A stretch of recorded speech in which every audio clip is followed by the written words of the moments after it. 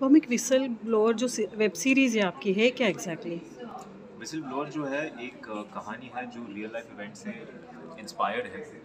बहुत सारे इवेंट्स, बहुत सारे लोग, बहुत सारे एक्साइटिंग स्टोरीज़ को समझ के उसको परख के एक नई कहानी बनाई गई है।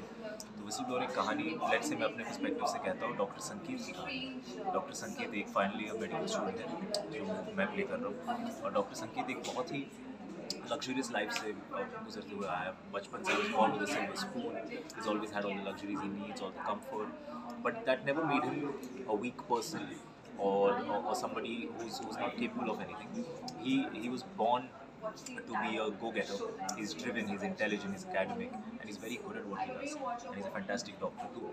But what happens is there comes a point in his life जब उसको एक choice लेना होता है, और उस choice में वो क्या decide करेगा, क्या वो सही रास्ता लेगा, गलत रास्ता लेगा, या बीच में का रास्ता लेगा, वो उसका choice है, वो कहानी है। और उस choice के बाद जो भी वो लेता है, the circumstances change and the kind of repercussions it has on him, his family, and when he has like a personal loss is when he understands the flaw in the system.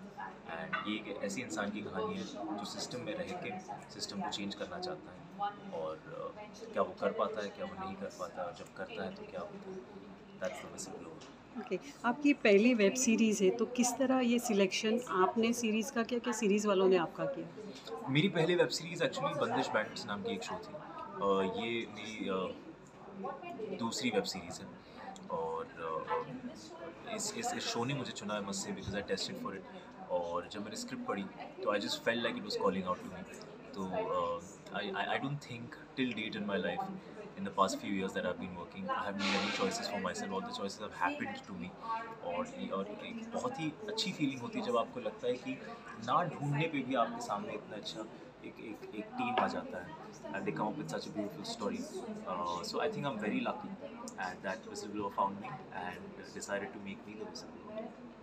आपकी दूसरी web series है और आप इतने lucky है कि आपके चेहरे का पोस्टर भी बना है, हाँ जी, तो एज बिल्कुल। अ न्यू कमर कितना एक्साइटमेंट लगता है आपको? बहुत ही एक्साइटिंग है, बहुत ज़्यादा एक्साइटिंग है, क्योंकि पोस्टर, आप बैठे हैं सामने, आप मेरा इंटरव्यू ले रहे हैं, these interactions, the kind of responses you get from people, हर एक चीज़ अपने काम के बारे में मुझे हर एक चीज़ से प्यार है। और the more and more I receive it, the more and more I get excited about it, और मैं अपने आप को खुशनसीब तो समझता ही हूँ।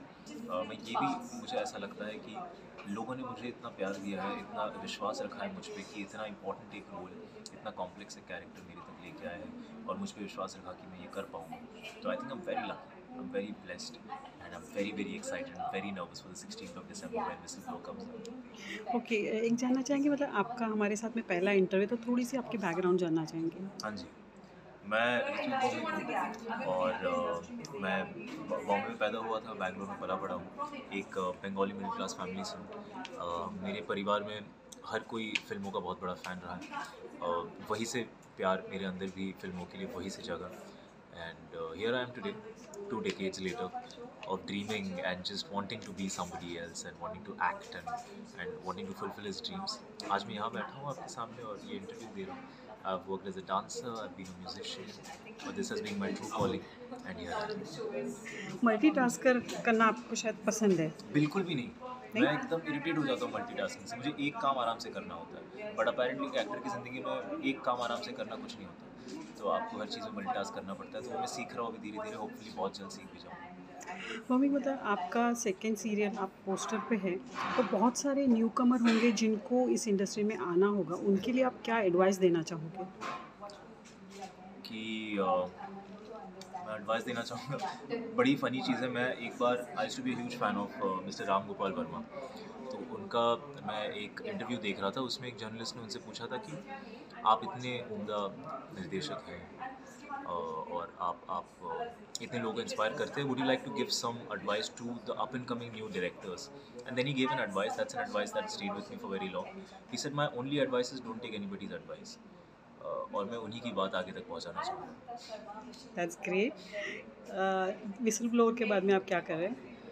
विजिल ब्लो के बाद मैं कुछ और चीज़ें कर रहा हूँ। कुछ ऐसी चीज़ें हैं जो ख़त्म भी हो चुकी है, बहुत जल्द आप देख भी लेंगे। बट इस वक्त तो मेरा सारा ध्यान, मेरा दिल, मेरा दिमाग इस वक्त विजिल ब्लोअर में है। and 16th of December on Sony Live. Once the whistleblower comes out, please do let me know what you think of it. Sure sure will do that.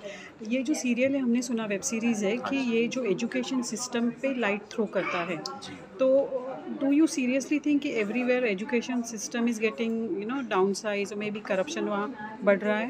मेरा नॉलेज उतना है ही नहीं कि मैं दुनिया भर या देश भर के एजुकेशन सिस्टम के बारे में कमेंट कर पाऊँ, but as of now I do think that India is rising.